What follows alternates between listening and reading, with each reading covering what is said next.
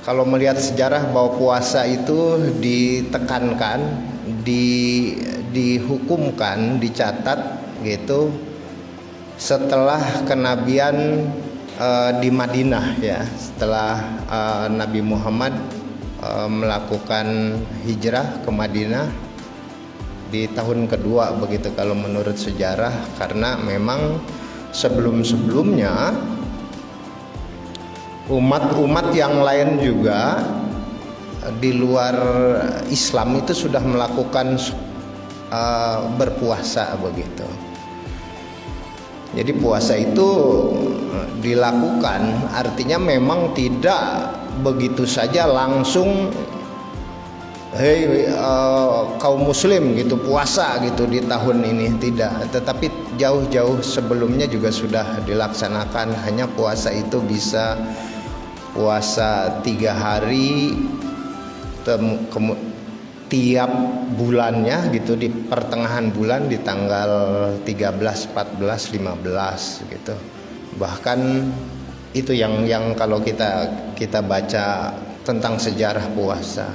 Tetapi banyak juga puasa itu dijelaskan bahwa puasa itu adalah punya Tuhan dan punya otoritas individu. Sebetulnya puasa itu banyak yang menjadikan puasa itu sebagai madrasah untuk menggembleng setiap individu diri kita masing-masing gitu.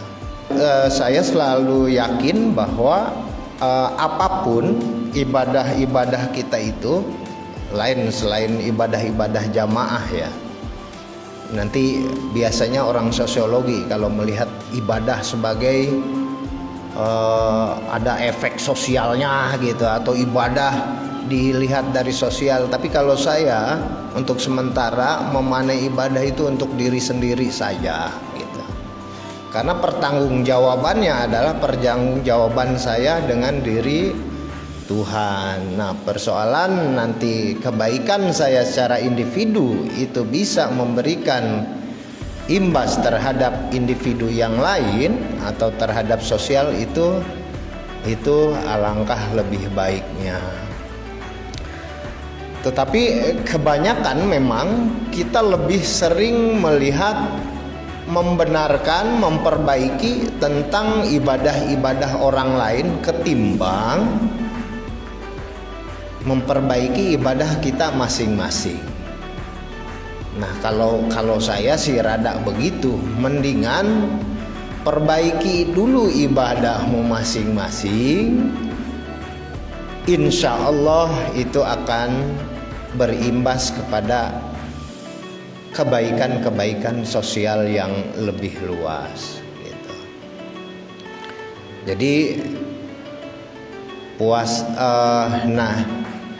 dari puasa yang individu itu, kalau setiap individunya Mukti, individunya Maimun, individunya siapa saja, Pak Irfan itu kalau baik-baik, maka Pak Irfan akan mempengaruhi kebaikan terhadap orang dekatnya. Begitu juga Mukti Ali, begitu juga dengan yang lainnya. Maka kalau diakumulasi, kayaknya kebaikan itu menjadi kebaikan yang umum tadi gitu. Kayaknya itu juga bersesuaian dengan ayat apa? Jagalah dirimu dan keluargamu dari api neraka itu, maka jagalah dulu keluargamu. Enggak usah ngejaga keluarga orang lain dulu gitu. Jadi kita itu di masyarakat sering ngurusin kesalahan ibadah orang lain gitu, tetapi tidak pernah paham bahwa dirinya juga salah gitu.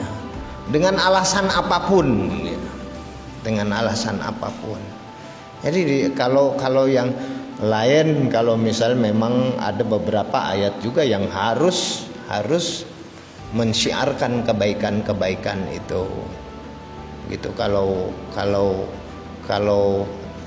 kita, fakultas-fakultas kita, baik fakultas dakwah, baik fakultas syariah, fakultas ulumuddin, tarbiyah, ekonomi, biasanya memang punya kewajiban juga, punya tugas juga untuk menyebarkan kebaikan-kebaikan terhadap orang lain itu. Itu saja yang harus saya sampaikan. Mudah-mudahan ini tidak dimaknai saya ngajarin jamaah yang hadir pada hari ini, tetapi paling tidak mengajari terhadap diri saya sendiri.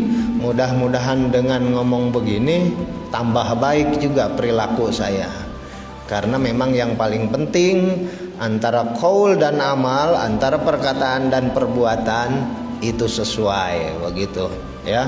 Mudah-mudahan gitu. Maka bukan persoalan bisa atau tidak bisa ngomong secara teori, tapi yang lebih berat adalah bagaimana teori ini beraplikasi dalam kehidupan kita sehari-hari, terutama teori-teori ibadah. Terlebih khusus lagi apa yang telah kita ketahui secara keilmuan, amalan-amalan Ramadan, maka pada hari ini kayaknya tidak lebih penting mengetahui teori tentang apa-apa di bulan Ramadan ketimbang melakukan secara nyata begitu. Jadi saya yakin kalau di konklusi kognisi kita itu, pengetahuan kita tentang apa itu puasa adalah madrasah, puasa adalah riyadhah, puasa banyak itu. Hanya persoalannya itu dilakukan apa tidak, wallahu a'lam. Makanya kita mudah-mudahan berdoa kepada Allah, mudah-mudahan apa yang kita lakukan di bulan puasa ini, amalan-amalan di Ramadan ini mudah-mudahan baik menurut kita dan mudah-mudahan sesuai dengan apa yang dimaksud oleh Allah Subhanahu wa taala. Amin ya rabbal alamin.